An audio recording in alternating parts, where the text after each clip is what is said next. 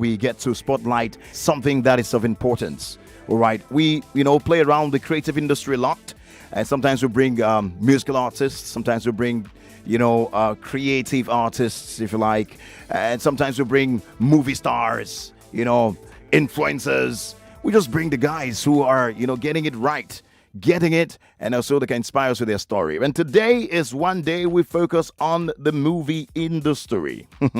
And we'll be talking about also one particular lovely piece that should be out this November and has some of the greatest superstars in that space in that piece. What am I talking about, guys? We do have two guests to join me for this conversation. So if I were you, I'll stay tuned until they get back with you in a moment.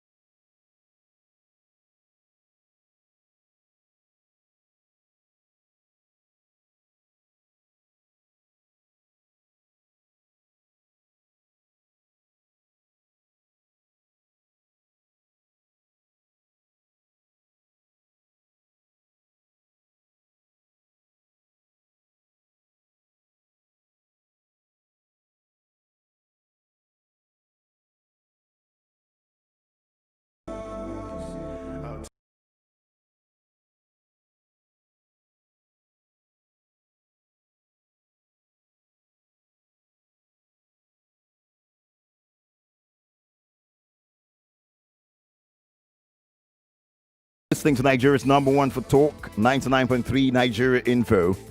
There's on What's Up Lagos, that's where you are this beautiful morning. We're still taking your tweets and messages, but let's get into our info spotlight for today. And today we will spotlight the movie industry, like I said, and we do have two special guests. Now, before I bring the guest on, now I talked about a piece that will be coming out this very soon. That's this November, something really that's going to bless people. Now, we're going to talk about that, and that's exactly why these two gentlemen are here.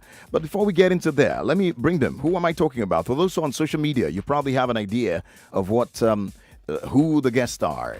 You probably have an idea who the guests are. And all right, so someone just kept. Okay, great. I guess that's Jim.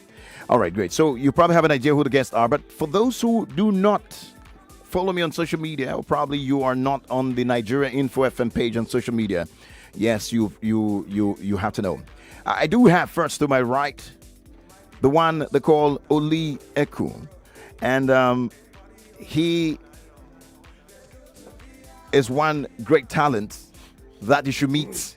And he's also a part of this particular stuff I'm talking about. I'm holding it because I don't want to be the one to let it out just yet. How are you doing, gentlemen? Good to have you. Welcome to What's Up Lagos. Good morning. Yes. Good to meet you.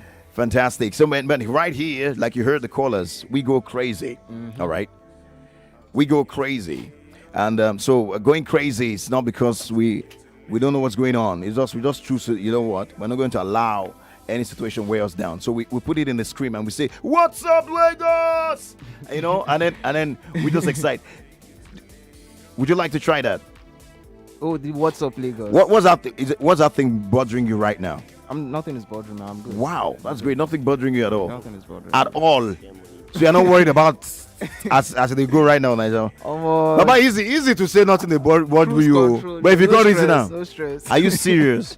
So that's the right kind of mindset, because Yeah. people say it's impossible to not to have anything bothering you in Nigeria today. But I'm saying it's possible. Thank God you're saying that. Yeah. Good to have you, man. Yeah, it's good to Great. meet you, yeah. Fantastic. Also to my left, he's been here. He was the first that walked into the studio. I decided to start from that order because, we just lay that way. This guy, they call him BM, for those who know. Personally, I've been following his skits from from the dead go. I think I was somewhere in Ibadan when someone just say, "You don't have this man, how funny die, how funny. I say, how funny die. So the guy funny, true. And then I now later heard that the guy say he goes school, get sense. say read book. I'm surprised. I got surprised. Now wow. So people read book, people mumu. Nice one.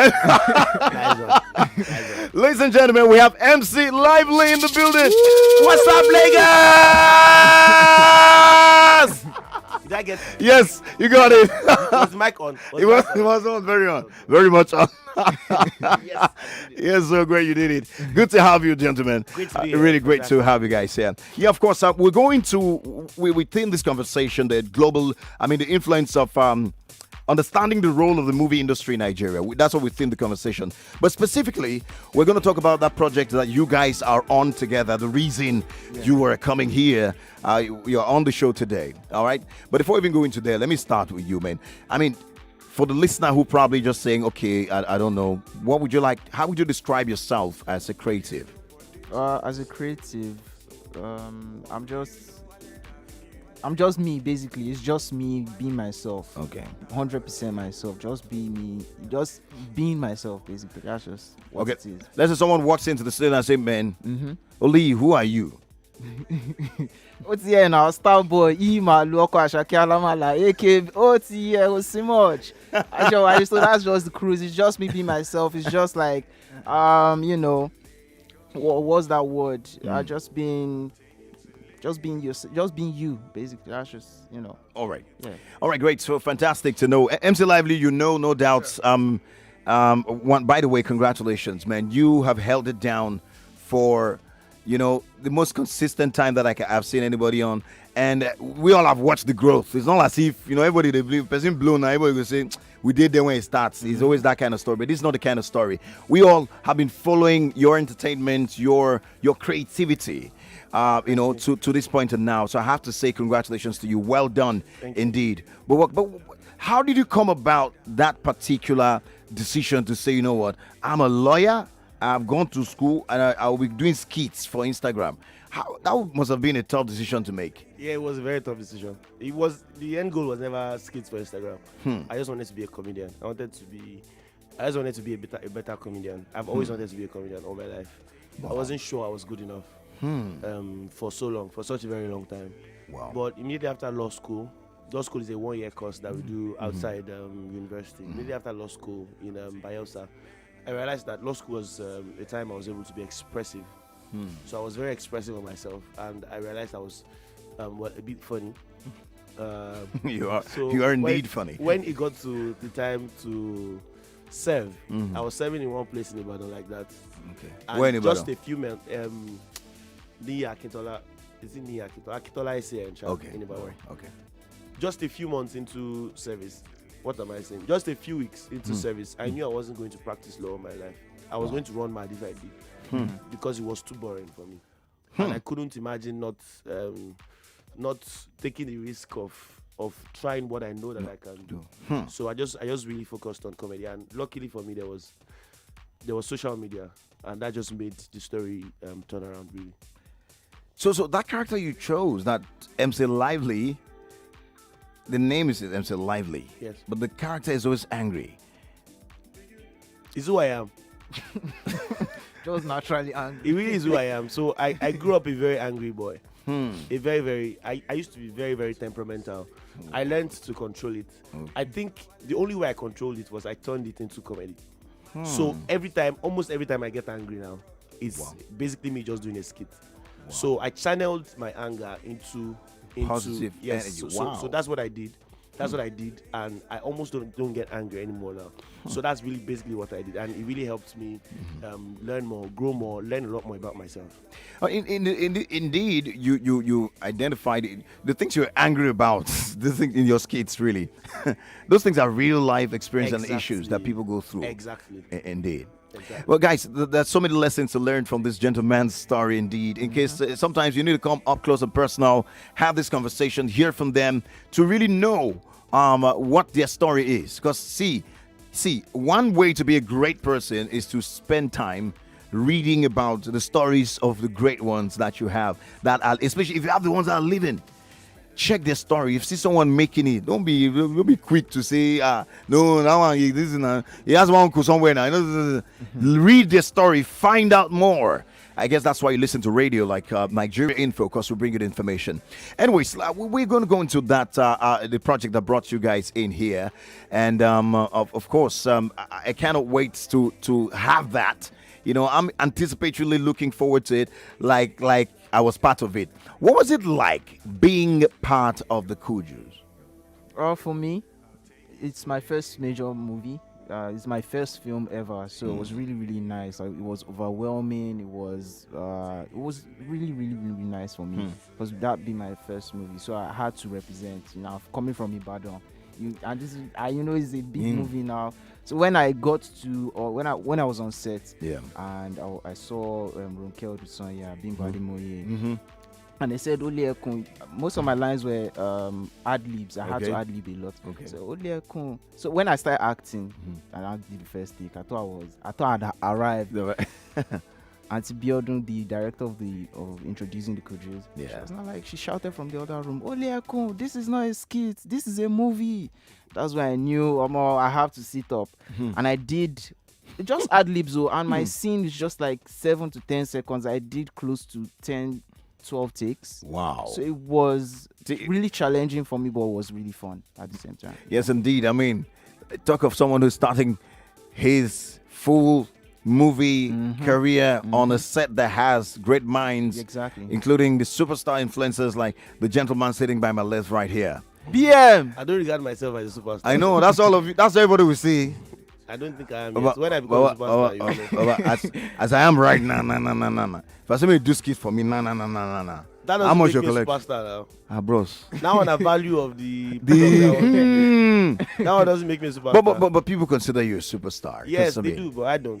And I think that's the best thing for me. And It keeps people you who do humble. consider me as superstar, Fantastic. so that they can keep considering me as superstar. So BM is actually very humble, guys. And we're just finding out he's actually very humble. So guys, let's get back to introducing the Kujus. When the gentleman was telling me about it, my good friend Femi Salah was talking about the movie to me. I say, you know what? I need to have a brief like what this is about. And then he said, man, it's going to take fans on the journey, to meet the Kuju siblings who are tricked by their youngest sister, into visiting their hometown, and that their hometown in that particular piece is in Badagry for the remembrance of their late mother. Now, I'm going to end there, by the way. Badagry, in case you don't know, for those who black culture, black Africa, now from there they carry some of our grandfathers, and it's from there they just pass through And to the US. Used to be that. Now the roots. So that place is a very historic town, and of course, for anybody that cares to read and find out more, you might want to know much. So that's also strategic, indeed, and having that story in the movie, guys. Let's get into it. So, yes, tell us a bit more. No spoilers, but tell us what the people should expect, and what you think, what role this particular piece would play in a current Nigerian society right now. Because we indeed need more than entertainment, do we? Well, absolutely. It's not possible for me to spoil the movie for you. No matter how much I tell you about the movie, you get into the cinema, you watch it, you'll still be blown away. I promise you, if you are not blown away, come and collect money back from me. I'm not joking. I'm not messing around. It's a very, very, very beautiful movie. I knew from the time I was on set, and then I had the opportunity of seeing it at the premiere for the first time last week, Saturday, I think. And I was just blown away. I was really blown away. It's a family movie. It's the type of movies that you would sit the 2-year-old in the family, the 5-year-old in the family, 90-something-year-old in the family, 50-year-old. Everyone can see that movie. Everyone would laugh through it. and everyone also learned that there's a lot of values that we haven't really been upholding for quite a while. Do you understand? And there's a lot of that is exposed in the movie. So basically, what the movie does is there is a part of our culture that has been thrown to the back door for a while, especially in our movies. Yeah. So I think the movie now resonates that culture all over again in a very, very deft and perfect way. Yeah. Wow, fantastic. Now, tell us about your character in the movie, and what was it like for you to relate with that role? What's your role? Okay, so my role in the movie was I was Barry Wonder. I am Barry Wonder. Okay. I am Barry Wonder. I'm driver. Okay. I mean, I'm driver in the movie. Okay. To Otumba. Okay. But I decided I want to give myself CSO work. You understand? So By yourself, only I'm you. Chief Security Officer. You understand? Anywhere Otumba is going, I'm the one that's already monitoring the place and announcing. Announcing the arrival of. So I had this thing the first day of set. On the first day of set, there was this very raucous scene where we had like 8 or 9 comedians. You understand? And we were all shouting and shouting. And I had to bring Otumba on that scene. And I thought to myself, what could I possibly say that will make everybody keep quiet? And I thought, what if I announced the arrival of the Otumba? You won't believe that I did that. I just, when there was so much noise, I just went and I said, announcing the arrival of Otumba, money bag. I did that, and almost every scene where I came with Otumba in the movie, I literally had to do that because it was a very, very catchy statement. Line, absolutely. And I just think back and I remember that the set allowed me to express myself, and not only me, everyone who was on that set from day one till the last day, we were quite expressive of ourselves. It wasn't one of those sets where you are limited. The director understood the people that she had on set, and she knew how to just give them a direction. Not necessarily tell them a billion things that they're going to do. Just give the person a direction, and the person already knows what they will do. Yeah. So it was a great set to be on. Fantastic. Guys, in case you're just wondering, we have MC Lively here and we have Oliekun also joining us. They are all cast, so if you like, they were on the set. The set they're talking about, the set of introducing the Kuju. Introducing the Kuju. Yeah, absolutely. So it's something you should look forward to. We're here on the 29th of this month. It's coming out. 27th. And 27th. Oh, Yes. great. So it's almost here. Those spoil our film for 27. 27 of this month. 27. That's Friday. Anyways, Yeah. great. So we look forward to having that. And also, indeed, if you do have a question for my guests here, you have the right to send a message. We have a right to send a message or call us on 0700 993 993 993. Do not forget to scream "What's up, Lagos" when you call. That way, we're not going to fight. You know what I'm saying? What's up, Lagos? Good morning. What's up, Lagos? Welcome. This is who? Ebuka. Let's go. Ebuka, quickly. Okay, quickly. BM, I see you go. I remember the first time I stumbled on your page, on your comedy skit on Instagram. Wow, I was like, wow, I have brains, I have guys in this country that is so much into creativity. So, guy, I want to ask, what is your motivation or what is your drive when you put out a skit, talk about the government, what is happening in the country and everything? So, what's your drive? Thank you. Abem, he wants to know what your drive is, your motivation. Well, my drive is I'm motivated by Nigeria. I'm motivated by what's around me. First and foremost, my family, my community, then my country. I think those are the things that motivate me majorly. My family, my community, my country. Right. And there's a lot of stories. Great. So, BM, there's need for you to come back here. We'll have an exclusive, one-on-one, talk about the man BM and all that. By the way, do people really know your actual name? People don't know my name, but some do. When I was in uni, that was all they called me, Michael Sani, because I was a politician in uni. So they usually called me Honorable Michael Sani. People don't even... You see, nowadays, they're confused as to who I am now because it's a complete opposite of what I was then. So you were that quiet guy, I was this guy. The one that's always speaking English, Mr. Speaker. This. So when they saw me showing my madness, then my classmates now begin to call me, what's in the happen now? Abi, are you okay? Anyway, your actual gesticulations, I mean, the expression on your face, really amazing. Yeah. Well, but we have to let you go. Our time is really fast spent, all right? For anyone who I mean, you have said everything that we need to say concerning this project. But what role do you think, quickly, you answer this question in seconds, what role do you think the movie industry plays in nation building? It plays a very big role. The same way music, the same way comedy skits. When people watch things, they are not only informed by them, they feel like that's the right thing to do. Do you understand? So I feel like when movies come out and say the right things and say things the way they should be, they play a very great role in informing the public of what is true or what is not true. So I think that it plays a very great role in nation building. And movies like this one, introducing the Kuju, plays a great role in making family closer. Yeah. It makes you understand that family is the most important thing. If there's anything we learned in 2020, is that no matter how far you go, no matter how hard you work, family is the most important. That's where you come back to. And that's what this movie showed us. That's what this movie shows us. All right, great to know. So for you, gentlemen, we need to, both of you still need to come back. Maybe after the movie, come back here. We'll have our time, one-on-one, everyone. We got to talk about you. I'm inspired to hear that you came from I, because that's a town that I was in for years before moving into Lagos. And yeah, of course, we'll talk about all those Mokola, all those areas where you did. But I'm really happy. I can only wish you the best. But what would be your parting shots on this chat today? On the chat today, first of all, on Friday, everybody come out, introducing the Kujus. Troop out, introducing the Kujus. Really, you will enjoy it. I'm telling you. I guarantee you. I'm not telling you alone. I guarantee you. All right. Great. Thank you so much, BM. Thank you so much. We're going to say what's up, Lagos, to sign out as we run away to take a break for the news to come in. Shall we? On the 3. 1, 2, 3. What's up, Lagos? Introducing the Kuju. Introducing the Kuju. Everybody come out. Thank you so much, guys. The game show for everyone on your number one station for talk. 99.3 Nigeria Info. Let's talk. Our friend Oliver is what you call a man with a huge appetite. Gigantic, actually. And